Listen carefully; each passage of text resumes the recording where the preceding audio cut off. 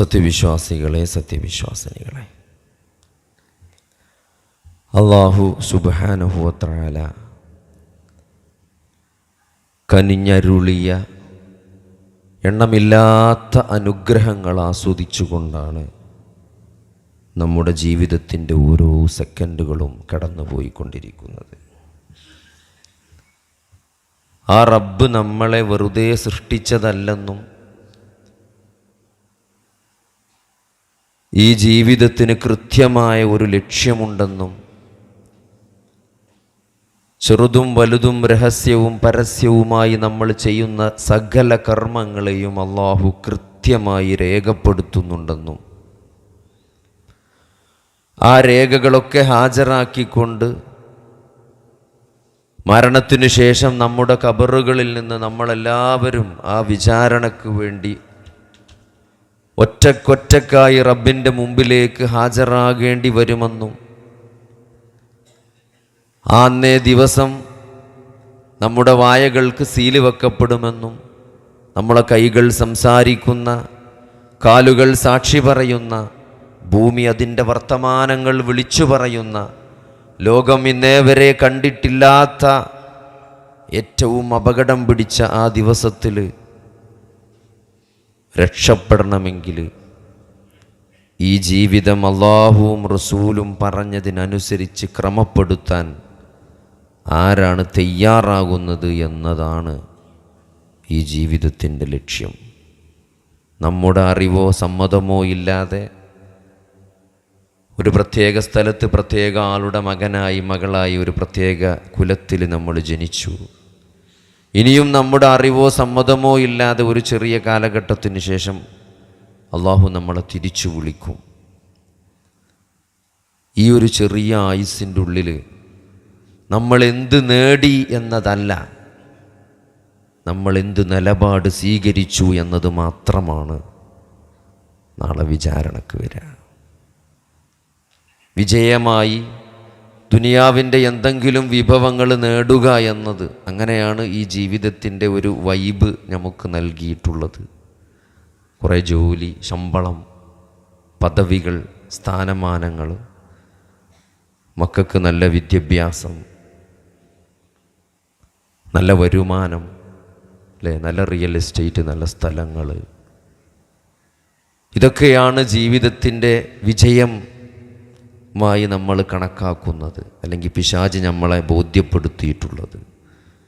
ഇതൊക്കെ നേടുന്നതിലാണ് നമ്മൾ സന്തോഷം കാണുന്നത്. ഇതൊക്കെ ഇല്ലാത്തതും നഷ്ടപ്പെടുന്നതും പരാജയമായി കാണുന്നു. എന്നാൽ യഥാർത്ഥ ജീവിതത്തിൻ്റെ ലക്ഷ്യം എന്താണ് എന്ന് കൃത്യമായി ബോധ്യപ്പെടുത്താനാണ് അല്ലാഹു സുബ്ഹാനഹു വ തആല ഒരു ലക്ഷത്തിൽ ചില്ലാനം അമ്പിയാക്കന്മാരെ ഭൂമിയിലേക്ക് അയച്ചത്. അല്ലാഹു മലക്കിലൂടെ അവർക്ക് വേദഗ്രന്ഥങ്ങൾ നൽകിയത് ഇതൊക്കെ കൃത്യമായിട്ട് ഈ ലക്ഷ്യത്തെക്കുറിച്ച് പഠിപ്പിക്കാനും ആളുകളെ ബോധവൽക്കരിക്കാനും അവരുടെ ജീവിതം അതിനനുസരിച്ച് ക്രമപ്പെടുത്താനുമുള്ള ആഹ്വാനമാണ്. അതിലാർക്കാണ് വിജയിക്കാൻ സാധിച്ചത്? അവരാണ് സഹോദരങ്ങളെ ശരിയായ വിജയികൾ. അല്ലാതെ ഇവിടെ എന്തെങ്കിലും നേടിയതുകൊണ്ടോ ഇവിടെ എന്തെങ്കിലും നേടാതെ പോയതുകൊണ്ടോ അല്ല ജയപരാജയങ്ങൾ തീരുമാനിക്കുന്നത്. ഈ ശരിയായ ഒരു വിശ്വാസവും പ്രവർത്തനവും ആർക്കാണ് നേടാൻ ജീവിതത്തിൽ സാധിച്ചത്? ആരാണ് അതിന് ജീവിതത്തിൽ മറ്റെന്തിനേക്കാളും വില കൽപ്പിച്ചത്? ഈ ഒരു ശരിയായ വിശ്വാസത്തിന്. മഹാനായ റസൂൽ കരീം സല്ലല്ലാഹു അലൈഹി വസല്ലമ മക്കയിൽ വന്നു, അല്ലേ? വളരെയേറെ പ്രയാസങ്ങളും പീഡനങ്ങളും സഹിച്ചാണ് അള്ളാഹുവിൻ്റെ റസൂൽ സല്ലല്ലാഹു അലൈഹി വസല്ലമ ദഅവത്ത് നടത്തിയത്. മക്ക കാലഘട്ടം നമുക്കറിയാം, 13 വർഷം പീഡനങ്ങളുടെ കാലമായിരുന്നു. എന്താണ് അവിടെ പീഡനം കിട്ടാൻ മാത്രം? എന്താണ് പുതിയതായിട്ട് നബി കൊണ്ടുവന്നത്? അവർക്ക് അള്ളാഹുവിനെക്കുറിച്ച് അറിയാം. ഖുർആനിലെ ആയത്തുകളിലൂടെ അള്ളാഹ് പഠിപ്പിക്കുന്നുണ്ട്, അല്ലേ? അവർക്കറിയാമായിരുന്നു റബ്ബ് ആരാണ്, അള്ളാഹു ആരാണ്, ആകാശഭൂമികളെ പടച്ചതാരാണ്. അതൊക്കെ മക്കക്കാർക്ക് നേരത്തെ അറിയാമായിരുന്നു. മരിപ്പിക്കുന്നത് ആരാണ്, ജീവിപ്പിക്കുന്നത് ആരാണ്, അതൊക്കെ മക്കക്കാർക്കറിയാം. പിന്നെ എന്തിനാണ് മുഹമ്മദ് നബി സല്ലല്ലാഹു അലൈഹി വസല്ലമ മക്കയിലേക്ക് വന്നത്, പ്രവാചകനായി അവതരിച്ചത്? അള്ളാഹുവിനെ ആരാധിക്കണമെന്ന് പറയാനാണോ? അള്ളാഹുവിനെ ആരാധിക്കണം എന്ന് പറഞ്ഞാൽ ഒരു പ്രശ്നമില്ല, ഇവിടെ ആർക്കും ഒരു കുഴപ്പമുണ്ടാവില്ല. നിങ്ങൾ പടച്ചവനോട് ദ്വേർക്കണം കേട്ടോ, നിങ്ങൾ പടച്ചവനോട് പ്രാർത്ഥിക്കണം കേട്ടോ എന്ന് പറയുമ്പോൾ ഇവിടെ ആർക്കും ഒരു പ്രശ്നം ഉണ്ടാവില്ല. പക്ഷേ പ്രശ്നം ഇവിടെയാണ്. എന്തുകൊണ്ടാണ് നബി സല്ലല്ലാഹു അലൈഹി വസല്ലമ പീഡനത്തിന് വിധേയരായത്? കണ്ണിലുണ്ണിയെപ്പോലെ കണ്ടിരുന്ന നബിയെ, വിശ്വസ്തനായി അല്ലമീനായി അറിയപ്പെട്ടിരുന്ന പ്രവാചകൻ. നിങ്ങളായിരിക്കും മക്കൾക്കാർക്ക് നബിയെ ഭയങ്കര ഇഷ്ടമായിരുന്നു, അല്ലമീൻ എന്നാണ് വിളിച്ചിരുന്നു. എന്തൊരു ഇഷ്ടമായിരുന്നു നബിനെ. എന്തെങ്കിലുമൊക്കെ ഒരു പ്രശ്നം ഉണ്ടാകുമ്പം പരിഹാരത്തിന് നബിൻ്റെ അടുത്തേക്ക് അവർ വന്നിരുന്നു. അത്രയും സുസമ്മതനായിരുന്നു നബി സല്ലല്ലാഹു അലൈഹി വസല്ലമ. പക്ഷേ ലാ ഇലാഹ ഇല്ലല്ലാഹ് പറഞ്ഞപ്പം എല്ലാവരും തെറ്റി, കുടുംബക്കാർ തെറ്റി, നാട്ടിൽ നിന്ന് പുറത്തായി, വീട്ടിൽ നിന്ന് പുറത്തായി, ഉപദ്രവിക്കാൻ തുടങ്ങി. പീഡനങ്ങൾ ആരാണ് ഉപദ്രവിക്കണത്? കുടുംബക്കാരാണ്. നേരത്തെ അല്ലമീൻ എന്ന് വിളിച്ചവരാണ്, നേരത്തെ സ്നേഹം കൊണ്ട് വീർപ്പ് മിട്ടിച്ചവരാണ് ഇപ്പോൾ ഉപദ്രവിക്കണത്. എന്തിനാ സഹോദരങ്ങളെ? അള്ളാനെ ആരാധിക്കണം എന്ന് പറഞ്ഞിട്ടല്ല, അള്ളാനെ മാത്രം ആരാധിക്കണം എന്ന് പറഞ്ഞപ്പോഴാണ്. ലാത്തനെ വിളിക്കരുത്, മനാത്തനെ വിളിക്കരുത്. നിങ്ങൾ അള്ളാനെ വിളിക്കണം എന്ന് പറഞ്ഞാൽ അവിടെ ഒരു പ്രശ്നം ഉണ്ടാവില്ല. അള്ളാനോട് ദ്വേർക്കണം കേട്ടോ എന്ന് പറഞ്ഞൊരു പ്രശ്നം ഉണ്ടാവില്ല. നിങ്ങൾ ബദരീങ്ങളെ വിളിക്കരുത് കേട്ടോ, അത് ശിർക്കാണ് കേട്ടോ, നരകത്തിൽ പോകും കേട്ടോ, കാലാകാലം നരകത്തിൽ കിടക്കേണ്ടി വരും കേട്ടോ എന്ന് പറയുമ്പോഴാണ് പ്രശ്നം. അള്ളാഹുവിനെ മാത്രമേ ആരാധിക്കാവൂ, റബ്ബായ അള്ളാഹുവിന് മാത്രമേ ആരാധന നൽകാവൂ, അള്ളാഹുവിന് മാത്രമേ നേർച്ച നേരാൻ പാടുള്ളൂ. ബദരീങ്ങൾക്ക് നേർച്ച നേരാൻ പാടില്ല. ഓമോനാർ ശുഹദാക്കളുടെ പേര് നേർച്ച നേരാൻ പാടില്ല കേട്ടോ. നിങ്ങൾക്ക് പടച്ചോന് മാത്രമേ നേർച്ച കൊടുക്കാൻ പാടുള്ളൂ. നബി സല്ലല്ലാഹു അലൈഹി വസല്ലം അവിടെ പറഞ്ഞത് അത്രേ ഉള്ളൂ. നിങ്ങൾ ലാത്തയെ ആരാധിക്കരുത്, മനാത്തയെ ആരാധിക്കരുത്. ആരാണ് ലാത്ത? ലാത്ത എന്ന് പറഞ്ഞാൽ അവിടെ ജീവിച്ചിരുന്ന ഒരു നല്ല മനുഷ്യനായിരുന്നു കുറച്ച് കാലം മുമ്പ്, നബി വരുന്നതിൻ്റെ കുറച്ച് കാലം മുമ്പ്. അയാൾ മരിച്ചു പോയപ്പോൾ ആൾക്കാർ അയാളെ വിളിക്കാൻ തുടങ്ങി. എന്താ, അയാൾ വലിയ ആളായിട്ടൊന്നുമല്ല, അള്ളാഹുവിലേക്ക് അടുപ്പിക്കാൻ വേണ്ടിയിട്ടെന്ന് പറഞ്ഞത്. ലാത്തക്ക് പ്രത്യേക കഴിവുണ്ടെന്നൊന്നും അവർക്ക് വിശ്വാസമല്ലേന്ന്. ഒരു പച്ച കുടുങ്ങിയ പടച്ചോനെ തന്നെ വിളിക്കുക. ഇല്ലാ ലിയുഖർരിബൂന ഇലല്ലാഹി സുൽഫ, അള്ളാഹുവിലേക്ക് അടുപ്പിക്കാൻ വേണ്ടിയിട്ടാണ് അവർ വിളിച്ചിരുന്നത്, അള്ളാഹിലേക്ക് അടുപ്പിക്കാൻ. അല്ലാതെ അള്ളാൻ്റെ കൈവൊന്നും ഓൽക്കുണ്ട് എന്നോൽക്ക് വിശ്വസിച്ചിട്ടൊന്നുമില്ല. അള്ളാഹ് കൊടുത്ത കൈവ് തന്നെയാണ്. പക്ഷെ അത് പാടില്ല. അങ്ങനെ പടച്ചോൻ ആരും കൈവ്, അങ്ങനത്തെ ഒരു കൈവ് ആർക്കും കൊടുത്തിട്ടില്ല. അടുപ്പിക്കാൻ വേണ്ടി പ്രാർത്ഥിക്കാൻ ആരെയും ഏൽപ്പിച്ചിട്ടില്ല. അള്ളാഹുവിനോട് നേരിട്ടാണ് ചോദിക്കേണ്ടത്. അപ്പം ആ ഒരു കാര്യം പറഞ്ഞതിൻ്റെ പേരിലാണ്, ആ ഒരു വിശ്വാസത്തിൻ്റെ പേരിലാണ് നബി സല്ലല്ലാഹു അലൈഹി വസല്ലമക്ക് മക്കയിൽ പീഡനമേറ്റത്, നബി സല്ലല്ലാഹു അലൈഹി വസല്ലമക്ക് പ്രയാസം ഉണ്ടായത്. ഇപ്പോൾ നോമ്പ് നിർബന്ധമാക്കി. എന്തിനാ നോമ്പ് നിർബന്ധമാക്കി? ശുദ്ധ ഖുർആനിൽ ബക്കറയിലെ ആയത്തുണ്ട്. എന്താണ്? കുതിബ അലൈക്കുമുസ് സിയാമു കമാ കുതിബ അലല്ലദീന മിൻ ഖബ്ലിക്കും ലഅല്ലക്കും തത്തഖൂൻ. നമ്മൾ കുറേ വട്ടം കേട്ടതാണ്. തെക്കുവണ്ടാകാനാണ് നോമ്പ്. ഞാൻ കുറേ ആലോചിച്ചു, എന്താ ഇപ്പോൾ ഈ രാവിലെ ഇപ്പോൾ നമ്മളൊരു 2 വെള്ളപ്പം തിന്നു, പത്തിരിയാണെ ഒരു 3-4 തിന്നു അല്ലേ, നല്ല കറി കിട്ടിയാൽ ചപ്പാത്തി ഒരു 3 തിന്നു, ഉച്ചക്ക് നേരം കിട്ടിയാൽ ചോറ് കഴിച്ചു, തിരക്കാണെങ്കിൽ ചിലപ്പോൾ ചോറ് കഴിക്കാൻ പറ്റിയില്ല എന്ന് വരും. ആ ഒരു ചായയും ചോറും തിന്നാന്ന് അങ്ങനെ തെക്കുവുണ്ടാകുക? ഒരു ദിവസം പട്ടിണി കിടന്ന തെക്കുവുണ്ടാവുമോ? നോമ്പ് നിർബന്ധമാക്കി തെക്കുവുണ്ടാകാനാണെന്നാണ് പറഞ്ഞത്. നിങ്ങൾക്ക് തോന്നിയിട്ടുണ്ട് അങ്ങനെ ഒരു ചായ കുടിച്ചാൽ നെലിപ്പോൾ തെക്കുവുണ്ടാവുമെന്ന്? അള്ളാഹു പറഞ്ഞതിലൊരു കാര്യമല്ലേ? അപ്പം എങ്ങനെയാണ് സഹോദരങ്ങളെ നോമ്പിൽ തെക്കുവുണ്ടാകുക? ഒരു ചായ കുടിച്ചാൽ. അപ്പോൾ ഈ മുട്ടുവേദനയുള്ള സ്ത്രീകളൊക്കെ കാണിക്കാൻ വേണ്ടി വരും, മരുന്നൊക്കെ എഴുതി പോകാൻ നേരത്തെ ഒരു ചോദിക്കും, ഏതായാലും 250 റുപ്യ തരുന്നതല്ലേ, വെറുതെ എന്തെങ്കിലും കിട്ടുമൊക്കെ വേണ്ടിയിട്ട് തടി ഇറക്കാൻ എന്തെങ്കിലും മാർഗം ഉണ്ടോ ചോദിച്ചു. ഞമ്മക്കിപ്പോൾ എന്താ പറയാനുള്ളവരോട്? തീറ്റ കുറക്കണം എന്നല്ലാണ്ട് അപ്പോൾ പുതിയ അറിവൊന്നുമില്ലല്ലോ. അപ്പോൾ ഒരൊക്കെ പറയണൊരു മറുപടി ഉണ്ട്, എല്ലാവരും ഒരേ മറുപടിയാണ് പറയല്. കാര്യമായിട്ടൊന്നും തിന്നണില്ല ഡോക്ടറെ, രാത്രിക്ക് വെറും വെള്ളം കുടിച്ചാൽ ഉറങ്ങൽ, രാവിലേക്ക് ഒരു ദോശ തിന്നെങ്കിലുള്ളൂ, അതന്നെ ചിലപ്പം തിന്നലില്ല. പിന്നെ എന്താ വെച്ചാൽ കുട്ടികളെ ബാക്കിയുള്ളതൊക്കെ തിന്നും, അതിനൊന്നും കണക്കുണ്ടാവില്ല. കണക്കുള്ള അനുസരിച്ച് വളരെ കുറവാണ്. അപ്പം എന്താ ഒരു തിന്നാത്ത?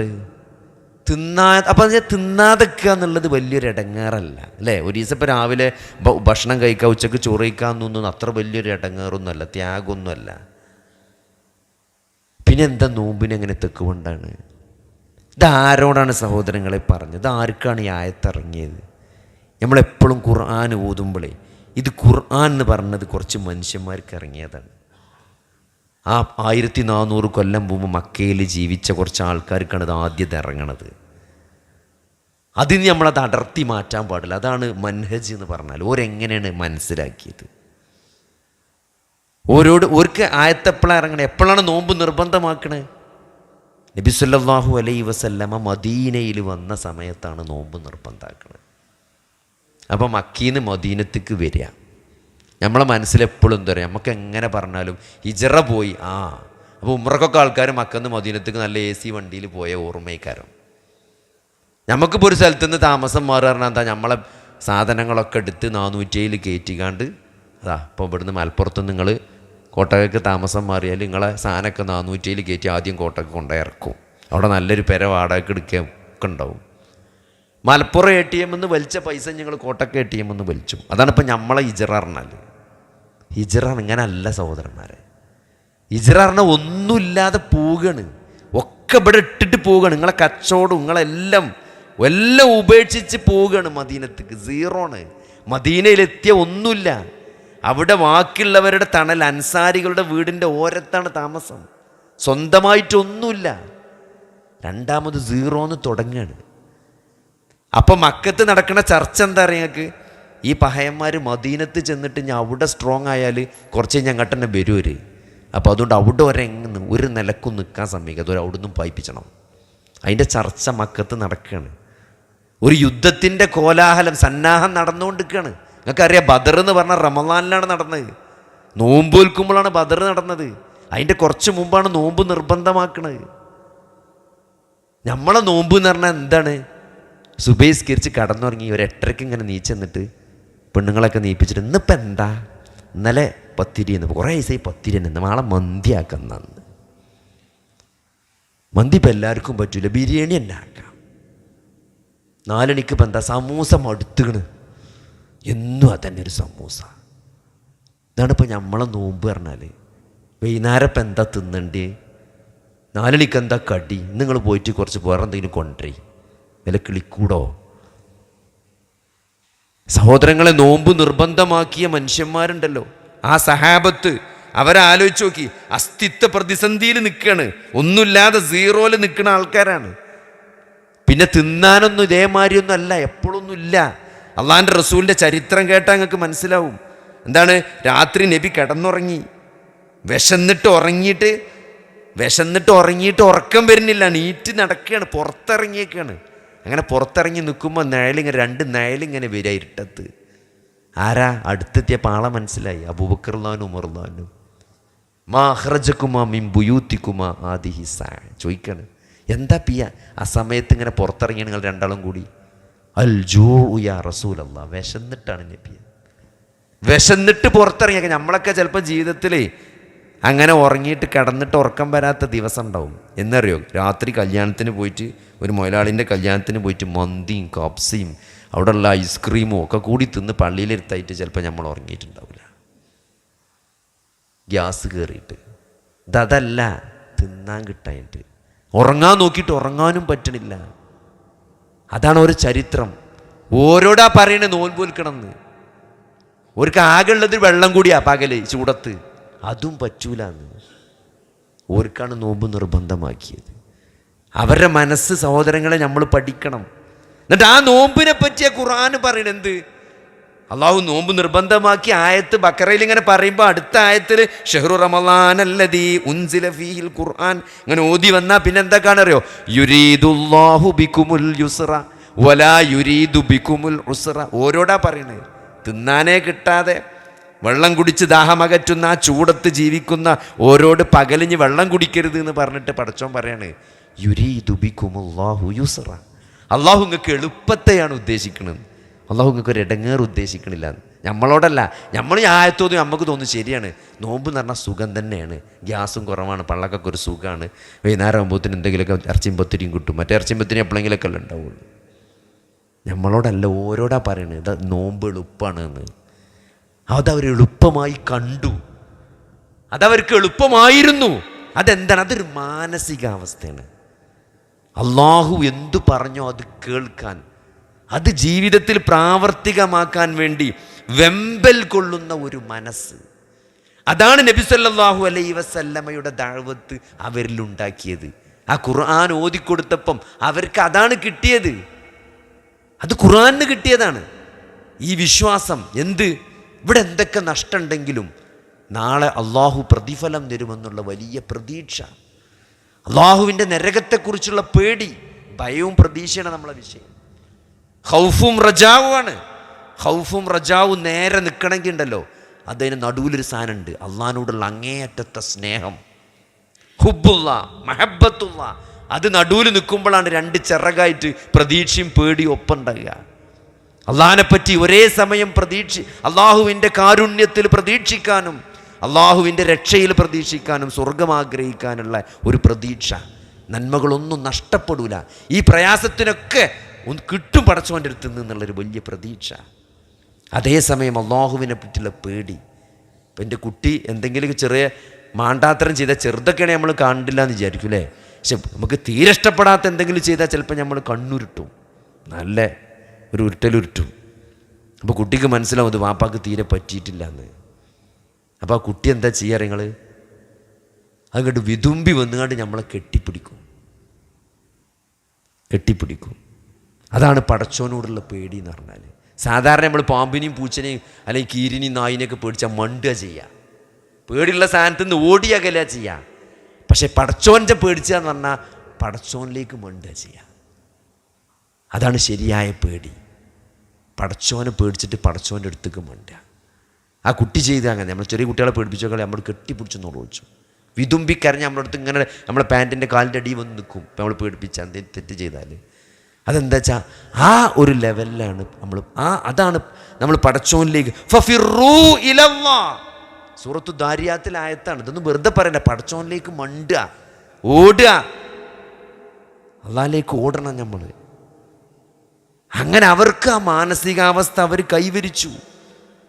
അതെന്തുകൊണ്ടാണ് സഹോദരങ്ങളെ? വിശുദ്ധ ഖുർആന് ആ മാറ്റം അവർക്കുണ്ടാക്കി. ഖുർആൻ്റെ ഓരോ ആയത്തിനും നമ്മളോട് ഓരോ ചരിത്രം പറയാനുണ്ട്. ഖുർആൻ്റെ ഓരോ സൂറത്തിനും നമ്മളോട് കുറേ കാര്യങ്ങൾ പറയാനുണ്ട്. ഖുർആൻ എന്ന് പറഞ്ഞാൽ തൗറാത്ത് മാതിരി ഒരു ബുക്കായിട്ട് ആകാശത്ത് ചാടി വന്നതല്ല. ഖുർആൻ എന്ന് പറഞ്ഞാൽ നബി സല്ലല്ലാഹു അലൈഹി വസല്ലമയുടെ ജീവിതത്തിലെ 23 വർഷത്തെ നബിൻ്റെ ജീവിതത്തിലെ ഓരോ സ്ഥലത്തും ഓരോ സാഹചര്യങ്ങളിലും ഓരോ ആളുകളുമായി ബന്ധപ്പെട്ടാണ് ഓരോ ആയത്തും സൂറത്തൊക്കെ ഇറങ്ങുന്നത്. അതിങ്ങനെ ഓതുമ്പോൾ നമ്മളെ ഈമാൻ വർദ്ധിക്കണമെങ്കിൽ അതിൻ്റെ ചരിത്രം നമ്മൾ പറയണം, അത് നമ്മൾ പഠിക്കണം, മനസ്സിലാക്കണം. അലിഫ് ലാം മീം ദാലിക്കൽ കിതാബ് ലാ റൈബ ഫീഹി ഹുദൽ ലിൽ മുത്തഖീൻ. മുത്തഖീങ്ങൾക്കുള്ള ഹുദയാണ് അല്ലേ? ഖുർആനെ പറ്റി പറഞ്ഞാൽ എന്താണ്? അത് ഹുദയാണ്. ആർക്ക്? മുത്തഖീങ്ങൾക്ക്. മുത്തഖീക്ക് എങ്ങനെ ഹുദ ഉണ്ടാകുക സഹോദരൻ? മുത്തഖീങ്ങൾക്കുള്ള ഹുദയാണ് ഖുർആന്. മുത്തഖിയാണെങ്കിൽ തഖ്വ വേണം. നോമ്പ് തഖ്വ നിലനിർത്താനുള്ളതാണ്, തഖ്വ ഉണ്ടാക്കാനുള്ളതാണ്, തഖ്വ കൂട്ടാനുള്ളതാണ്, തഖ്വ കൈവരിക്കാനുള്ളതാണ്. എങ്ങനെ സഹോദരങ്ങളെ നോമ്പിന് തഖ്വ കിട്ടുക? അതാ അവരെ ഒരു മാനസികാവസ്ഥ ഉണ്ട്. അവർ അള്ളാഹുവിൻ്റെ കൽപ്പനകളെ കണ്ട ഒരു മാനസികാവസ്ഥ. അത് മനസ്സിലാക്കണമെങ്കിൽ ഖുർആൻ നമ്മൾ മനസ്സിലാക്കണം. ഖുർആനിലൂടെയാണ് അവർ ആ മാനസികാവസ്ഥ കൈവരിച്ചത്. സൂറത്തു തൗബ പറഞ്ഞ സൂറത്തുണ്ട് ഖുർആനിൽ. അത് നമ്മൾ നല്ല പഠിക്കേണ്ട സൂറത്താണ്.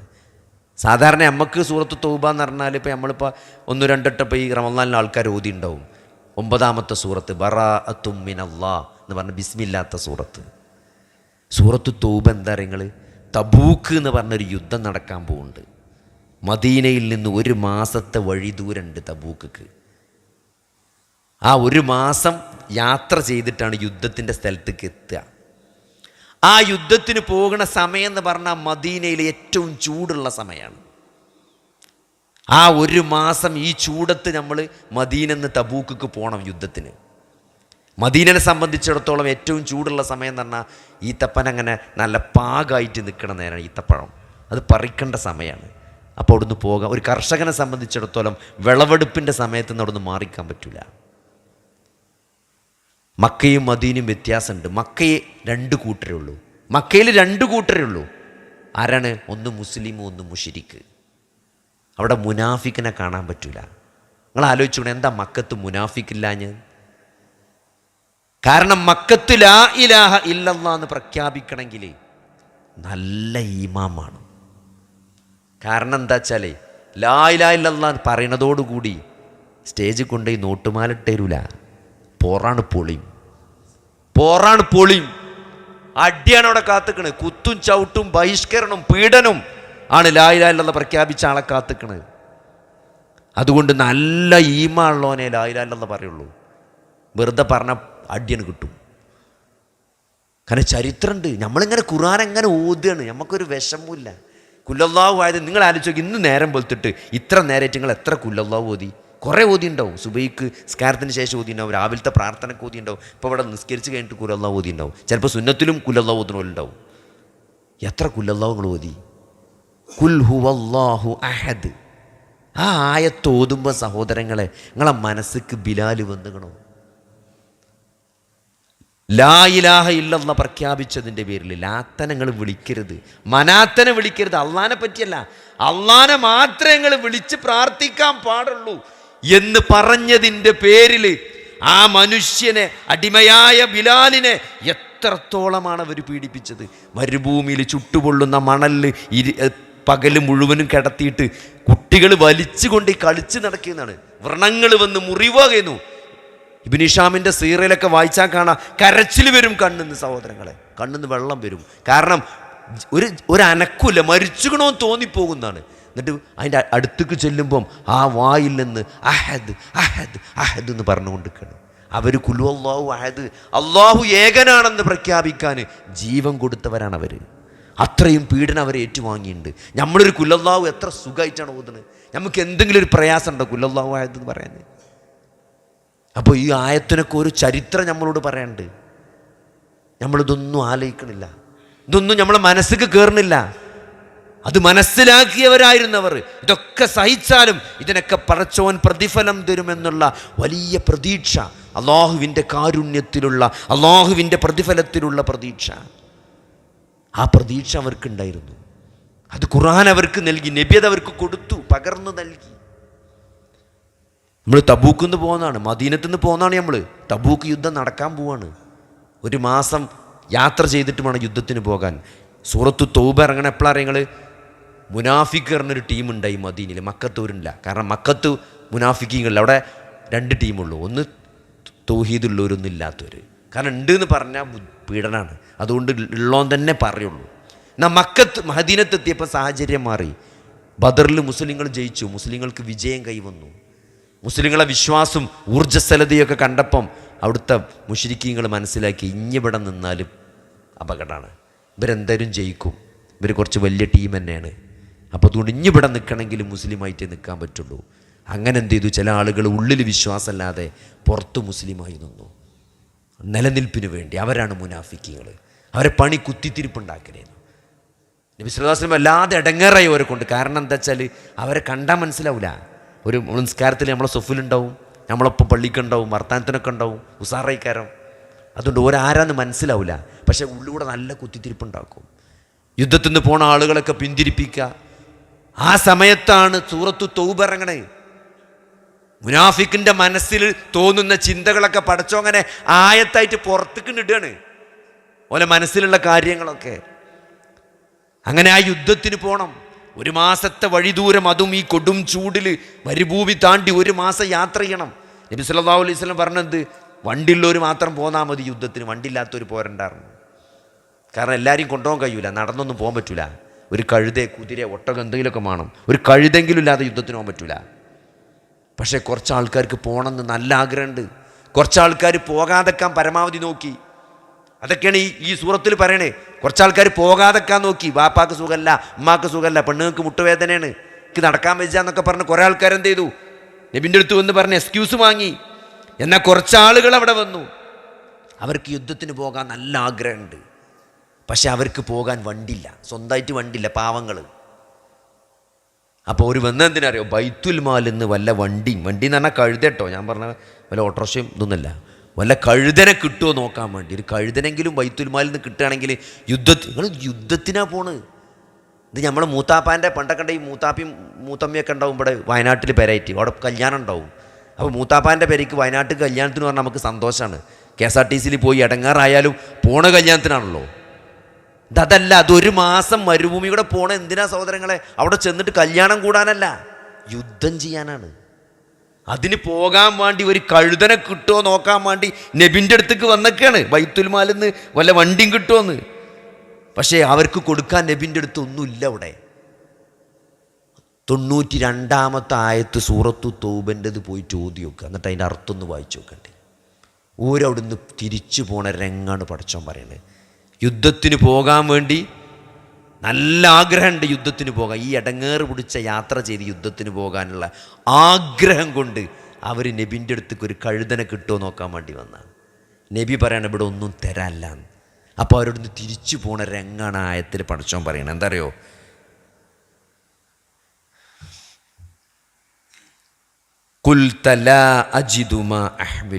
താങ്കൾ അവരോട് പറഞ്ഞു ഇവിടെ ഒരു വണ്ടിയില്ല, നിങ്ങൾക്ക് തരാൻ ഇവിടെ വണ്ടിയൊന്നുമില്ല, വാഹനമല്ല. തവല്ലൗ, അവരവിടുന്ന് തിരിഞ്ഞുപോയി അവര് അവന്ന ആൾക്കാർ.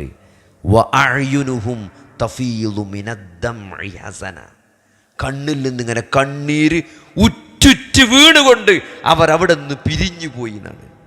നമുക്ക് പറ്റുമോ? നമ്മളൊക്കെ ആണെങ്കിൽ വേഗം ഫോൺ ചെയ്ത് പെണ്ണുങ്ങൾക്ക് അപ്പം തന്നെ വിളിച്ച് പറയും അല്ലേ, അല്ലെങ്കിൽ വാട്സപ്പിൽ വോയിസ് ഇടും. ഇപ്പം തൽക്കാലം നമ്മൾ കഴിച്ചില്ല, നബിൻ്റെ അടുത്ത് വണ്ടിയൊന്നും ഇല്ല കേട്ടോ, ഇപ്പം നമ്മൾ കഴിച്ചില്ലേക്കണ അറിയും. ആലോചിക്ക്, പോകാൻ പറ്റാത്തതിൽ കരഞ്ഞുകൊണ്ട് കണ്ണീരിങ്ങനെ ഉറ്റുറ്റ് വീഴായിരുന്നു എന്ന് അള്ളാ പറയാണ്. ലോകാവസാനം വരെയുള്ള മുസ്ലിങ്ങളെ കൊണ്ട് ഈ ആയത്ത് പടച്ച ഓദിക്കണ്, ഓരോ മനസ്സ് മനസ്സിലാക്കി തരാണ്. വെറുതെയാണോ സഹോദരങ്ങളെ റളിയല്ലാഹു അൻഹും നമ്മൾ പറയണത്? അള്ളാഹു അവരെ പറ്റി തൃപ്തിപ്പെട്ടു, അതുകൊണ്ടാണ് നമ്മൾ റളിയല്ലാഹു അൻഹു എന്ന് പറയുന്നത്. ഞാൻ പണ്ടൊക്കെ ആലോചിച്ചു, എന്താ പിന്നെ നബിൻ്റെ കാലത്ത് ജനിച്ചാൽ മതിയല്ലോ. പണ്ടല്ലേ ഈ ഒരു സമയത്ത് നമ്മൾ വന്ന് ജനിച്ചോണ്ടാണല്ലോ, അല്ലെങ്കിൽ ഇപ്പോൾ നമുക്ക് വലിയ സഹാബിയൊക്കെ ആയിരുന്നല്ലോ, സ്വർഗത്തുക്കാണ് പോകുന്നത്. ഇതിപ്പോൾ ഇവിടെ ആകെ പിടിച്ച ഇടങ്ങേറുടിയല്ലോ. നമ്മളാവൂല സഹോദരങ്ങളെ, കാരണം അതിന് അങ്ങനത്തെ ഒരു മനസ്സുണ്ടായിരുന്നു അവർക്ക്. അത് നമുക്കിപ്പോഴും ഉണ്ടോ? അതുകൊണ്ടാണ് അവർ അള്ളാഹു അവരെ പറ്റി തൃപ്തിപ്പെട്ടത്. ആ മനസ്സ് അതെന്തുകൊണ്ട് കിട്ടിയതാണ്? അത് ഖുർആൻ കൊണ്ട് കിട്ടിയതാണ്, നബിൻ്റെ അധ്യാപനങ്ങൾ കൊണ്ട് കിട്ടിയതാണ്. ആ അധ്യാപനങ്ങളൊന്നും പോയിട്ടില്ല, നഷ്ടപ്പെട്ടിട്ടില്ല. വഹി ആകാശലോകത്ത് നിന്ന് അള്ളാഹു മലക്ക് ജിബ്രീലിലൂടെ അള്ളാഹിൻ്റെ റസൂലിന് കൊടുത്ത വഹിയാണ് ഖുർആൻ, സഹീഹായ ഹദീസ്. 1400 വർഷമായിട്ട് അത് ഇസ്ലാമിക പൈതൃകത്ത് അത് കാത്തു സൂക്ഷിച്ച് ഇന്നും നമ്മളെ മുമ്പിൽ വള്ളിപ്പുള്ളി മാറ്റല്ലാണ്ട വഹിയുണ്ട്. ഇമാം മാലിക് പറഞ്ഞ പോലെ എന്തുകൊണ്ടാണോ അവർ മാറിയത് അതുകൊണ്ടേ നമുക്ക് മാറാൻ പറ്റുള്ളൂ. അത് നമുക്ക് മാറാൻ പറ്റും സഹോദരങ്ങളെ. ശൈഖുൽ ഇസ്ലാം ഇബ്നു തൈമിയ്യ തൗബനെ പറ്റി പറയണോടത്ത് പറയണ കാണാം, എത്ര തന്നെ പാപങ്ങൾ ചെയ്തിട്ടുണ്ടെങ്കിലും, എത്ര തന്നെ അതിൻ്റെ കസ്റത്തിനെ പറ്റി നിങ്ങൾ ബേജാറ്, എത്ര തന്നെ ചെയ്താലും, എത്ര വലിയ പാപങ്ങളാണെങ്കിലും ശരി എന്നാണ്, നിങ്ങൾ നിരാശപ്പെടേണ്ടതില്ല. ആത്മാർത്ഥമായിട്ടാണ് തൗബ ചെയ്തതെങ്കിൽ പടച്ചവൻ അത് സ്വീകരിക്കുന്നതാണ്. കാരണം അള്ളാഹ്ക്ക് തൗബ ചെയ്യുന്നവരെ ഇഷ്ടമാണ്. ഇന്നല്ലാഹു യുഹിബ്ബു തവ്വാബീന, അള്ളാഹു കാരുണ്യവാനാണ്. ലാ തഖ്നതു മിൻ റഹ്മത്തില്ലാ, അടിമകളെ നിങ്ങൾ അല്ലാഹുവിൻ്റെ കാരുണ്യത്തെ പറ്റി നിരാശരാകരുത്. ഇന്നല്ലാഹു യഗ്ഫിറു ദുനൂബ ജമീഅ, അള്ളാഹു മുഴുവൻ പാപങ്ങളും പുറത്തു തരുന്നതാണ്. എന്നിട്ട് മാത്രമല്ല ശൈഖുൽ ഇസ്ലാം പറയണത്, അങ്ങനെ ഈ ആത്മാർത്ഥമായിട്ട് തൗബ ചെയ്താൽ നിങ്ങൾക്ക് എന്തിൽ എത്താൻ പറ്റും? ഏറ്റവും ടോപ്പായിട്ടുള്ള സാബിക്കൂൻ എന്ന് പറഞ്ഞ ആൾക്കാരുണ്ട്, ഏറ്റവും ടോപ്പായ ആൾക്കാർ. ആ ദറജയ്ക്ക് നിങ്ങൾക്ക് എത്താൻ പറ്റുന്നതാണ്. ചെയ്ത പാപങ്ങളുടെ ആധിക്യമോ അതിൻ്റെ വലുപ്പമോ നിങ്ങളെ ആ ദറജയ്ക്ക് എത്തുന്നതിൽ തടയില്ലാന്നാണ്. നിങ്ങളെ തൗബ ആത്മാർത്ഥമാണെങ്കിൽ നിങ്ങളെ ശിഷ്ടജീവിതം, ബാക്കിയുള്ള ജീവിതങ്ങൾ നന്നാക്കി തീർത്താൽ പടച്ചോന് മനസ്സിലാവും. അത് അത്രയും കാരുണ്യവാനാണ് പടച്ചോൻ. ആ പടച്ചോൻ്റെ കാരുണ്യം നോക്കി. അപ്പം ഈ പടച്ചോനിൽ പ്രതീക്ഷ വെക്കുക എന്ന് പറഞ്ഞാൽ എന്തുകൊണ്ടാണ്?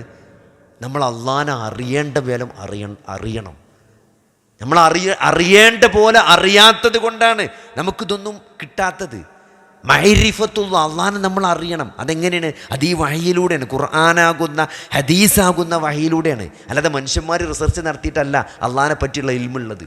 അള്ളാഹനെ പറ്റി അറിയിച്ചു തന്നിട്ടുണ്ട്. അള്ളാഹ് ആരാണ്, അള്ളാഹ് എവിടെയാണ്, അള്ളാഹുവിൻ്റെ നാമഗുണവിശേഷണങ്ങൾ. ഒരു ദിവസങ്ങൾ ആലോചിച്ച് നോക്കി. അള്ളാഹുവിൻ്റെ അള്ളാഹിനെ പറ്റി നമ്മൾ അറിയുമ്പോൾ ഏറ്റവും പ്രധാനമായിട്ട് നമ്മൾ അറിയേണ്ടത് അള്ളാഹ് റബ്ബാണ് തന്നെയാണ്. അള്ളാഹുവിൻ്റെ റുബൂബിയത്ത് തന്നെയാണ്. അള്ളാഹ് നമ്മളെ ഘട്ടം ഘട്ടമായിട്ട് പടിപടിയായി വളർത്തിക്കൊണ്ടുവന്ന നമ്മുടെ രക്ഷിതാവായ പടച്ചോൻ. ഒരു ദിവസം എത്ര പ്രാവശ്യം പറയണത് റബ്ബുൽ ആലമീൻ, റബ്ബുൽ ആലമീൻ, അൽഹംദുലില്ലാഹി റബ്ബിൽ ആലമീൻ. എത്ര വട്ടാ നമ്മൾ പറയണത്? അർ റഹ്മാനി റഹീം, അള്ളാഹിൻ്റെ അടുത്ത പേരാണ് റഹ്മാനും റഹീമും. അള്ളാഹു എത്ര കാരുണ്യവാനാണ്. അള്ളാഹു നമ്മളെ ഇരുട്ടിലാക്കിയിട്ടില്ല. കൃത്യമായിട്ട് ശരിയേത് തെറ്റേത് നമുക്ക് പറഞ്ഞു തന്നു. പ്രവാചകന്മാരയച്ചു, ജീവിച്ച് കാണിച്ചു തന്നു. എല്ലാവർക്കും മനസ്സിലാകുന്ന രൂപത്തിൽ വേദഗ്രന്ഥങ്ങൾ നിലനിൽക്കുകയാണ്. നന്മ ഏത് എന്നറിയാനുള്ള ഏതൊരാൾക്കും, എങ്ങനെ ജീവിക്കണമെന്നറിയാൻ താല്പര്യമുള്ളൊരു ഏതൊരാൾക്കും നമ്മുടെ വേദഗ്രന്ഥങ്ങൾ അതിൻ്റെ മുമ്പിൽ നിവർന്ന് നിൽക്കുകയാണ്. അന്വേഷിച്ചാൽ കണ്ടെത്താൻ പറ്റും. ഖുർആനിൽ നടക്കണ നിങ്ങൾ ആയത്തുകളൊക്കെ നോക്കി, നരകക്കാരും സ്വർഗക്കാരും തമ്മിലുള്ള സംഭാഷണം. എന്താ അതിൻ്റെയൊക്കെ ഒരു ഗുട്ടൻസ് നിങ്ങൾ ആലോചിച്ചിട്ടുണ്ടോ? സ്വർഗക്കാർ നരകക്കാരോട് പറയാണ്. ഖുർആനിലെ ആയത്താണ്. അതായത് നടക്കാൻ പോകുന്ന ഡിസ്കഷനാണ് ഇതൊക്കെ. ഇതൊന്നും നടന്ന കാര്യങ്ങളല്ല, നടക്കാൻ പോകുന്ന ചർച്ച ലൈവാക്കി പടച്ചോ നമ്മളോട് പറയണേ. എന്താ ഇപ്പം നിങ്ങൾ സ്വർഗത്തിലെത്തിയേ? ഞങ്ങൾ വിചാരണയെ പ്രതീക്ഷിക്കുന്നവരായിരുന്നു. സ്വർഗക്കാർ പറയാ, ഞങ്ങൾ വിചാരണയെ പ്രതീക്ഷിക്കുന്നവരായിരുന്നു. ഇതൊന്നും നടക്കാൻ പോണതല്ല, നടക്കാൻ പോണതാണ്, നടന്നതല്ല. അത് നമുക്ക് പറഞ്ഞു തരുന്ന എന്തിനാണ്? അങ്ങനെ ഇനി വരാം, അങ്ങനെ നരകമുണ്ട്, സ്വർഗമുണ്ട്, അതിലൊന്നും പെടരുത് അല്ലേ? നരകത്തിലിങ്ങനെ ആളുകളെ കൂട്ടം കൂട്ടമായിട്ട് നരകത്തിലിടുന്നതാണ്. അപ്പം നരകത്തിൻ്റെ പാറാവുകാരനായ മലക്ക് ചോദിക്കും, അലം യഅ്തികും നദീർ, നിങ്ങൾക്കൊരു മുന്നറിയിപ്പുകാരൻ വന്നില്ലായിരുന്നോ എന്ന് ചോദിക്കുന്നതാണ്. ഖാലൂ ബലാ ഖദ് ജാഅനാ നദീറുൻ, ഞങ്ങൾക്ക് ഒരു മുന്നറിയിപ്പുകാരനൊക്കെ വന്നിരുന്നു, പക്ഷേ ഞങ്ങൾ എന്ത് ചെയ്തു? ഞങ്ങൾ കളവാക്കി, വ്യാജമാക്കി. ഇതൊന്നും നടന്നതല്ല. ഇതൊക്കെ ഇനി നരകത്തിലിടുമ്പം പറയാൻ പോകുന്ന ഡിസ്കഷൻസാണ്. ഇതൊക്കെ നമ്മളോട് പടച്ചോൻ പറഞ്ഞു തരുന്ന എന്തിനാണ്? ഇതൊക്കെ മനസ്സിലാക്കി അതിൽ ആ നരകത്തിലിടുന്ന കൂട്ടത്തിൽ പെടാതിരിക്കാനാണ്. ഇത്രയും കാരുണ്യവാനായ ഒരു അള്ളാഹുവിനെ എങ്ങനെയാണ് നിഷേധിക്കുക? റഹ്മാനും റഹീമുമായ അള്ളാഹുവിൻ്റെ കാരുണ്യത്തിൻ്റെ വിശാലത സഹോദരങ്ങളെ, ചെയ്ത പാപങ്ങൾ മുഴുവൻ അള്ളാഹു നിങ്ങൾക്ക് പുറത്തു തരും. ഇതൊക്കെ അള്ളാഹിൻ്റെ കാരുണ്യമാണ്. ഒക്കെ വലിയ പ്രതീക്ഷകളാണ്. തെറ്റ് ചെയ്ത ആളുകളെ സംബന്ധിച്ചിടത്തോളം അതൊക്കെ വലിയ പ്രതീക്ഷകളാണ്. മനുഷ്യരങ്ങനെയാണ്. മനുഷ്യ മക്കൾ തെറ്റ് ചെയ്യും, പക്ഷെ തെറ്റ് ചെയ്യുന്നതിൽ ഏറ്റവും നല്ലവരാരാണ്? അവർ പശ്ചാത്തപിക്കുന്നവരാണ്. അപ്പം അതിനൊക്കെ അള്ളാഹു ഗഫൂറാണ്. അള്ളാഹു ഗഫൂറാണെന്ന് പറയുമ്പോൾ അതൊരറിവാണ്. അള്ളാഹു ഗഫാറാണ്. അള്ളാഹു പാപങ്ങൾ പുറത്തു തരുന്നവനാണ്. അള്ളാഹു തവ്വാബാണ്, മടങ്ങുന്നവരെ. അള്ളാഹു ഇന്നല്ലാഹു യുഹിബ്ബു തവ്വാബീൻ, ഇഷ്ടപ്പെടും. തൗബ ചെയ്യുന്നവരെ പടച്ചോന് ഇഷ്ടമാണ്. നിങ്ങൾ ആലോചിച്ച് നോക്കി, ഇഷ്ടമാണെന്നും കൂടിയാണ്, പടച്ചോൻ്റെ മഹബത്തും കൂടി കിട്ടുകയാണ്. തെറ്റ് ചെയ്തുകൊണ്ട് അകന്നു പോകില്ല. തെറ്റ് ചെയ്താൽ നേരെ ഉൾട്ടായി പോകുകയാണ്. തൗബ ചെയ്യുന്നതോട് കൂടി പടച്ചോൻ്റെ ഇഷ്ടക്കാരനായി മാറുകയാണ്. അള്ളാഹു ഇഷ്ടപ്പെടുന്നവരുടെ കൂട്ടത്തിലാണ് പെടാൻ പോണത്. അപ്പം അതൊക്കെ ആ അള്ളാഹിനെ പറ്റിയുള്ള അറിവാണ്. അതുകൊണ്ട് സഹോദരങ്ങളെ, നമ്മൾ ആ ഒരു മാനസിക നിലവാരത്തിലേക്കാണ് നമ്മൾ ഉയർന്നു വരേണ്ടത്.